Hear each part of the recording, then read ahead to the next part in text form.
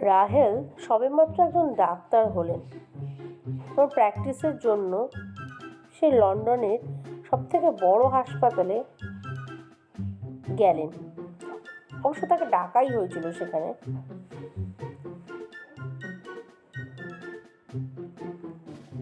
তিনি তাড়াহুড়ো করে বাড়ির কাজ সব সেরে সময় মতো হাসপাতালে পৌঁছালেন।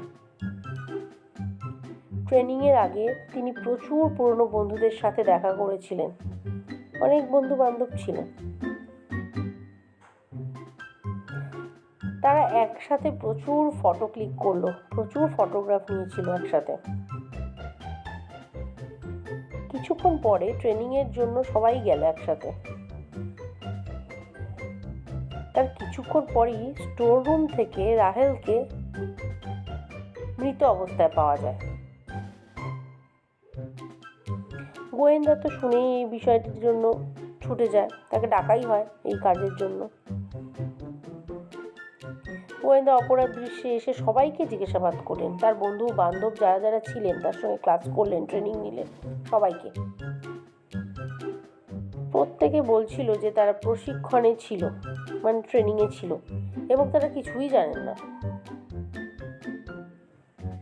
প্রশিক্ষণের আগে যেসব ছবিগুলো তারা তুলেছিল, গোয়েন্দা সেগুলো দেখলেন, সবকটাই দেখলেন।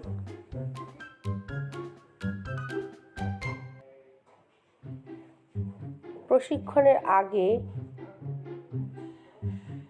যে ফটোগুলো তোলা হয়েছিল, মানে ট্রেনিংয়ের আগে, আপনি কি দেখে সেগুলো অনুমান করতে পারেন যে রাহেলকে কে হত্যা করেছে?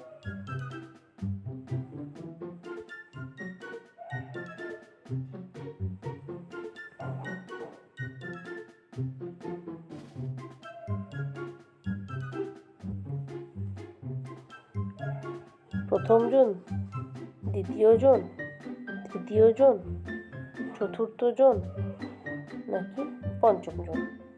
মানে এ, বি, সি, ডি নাকি ই?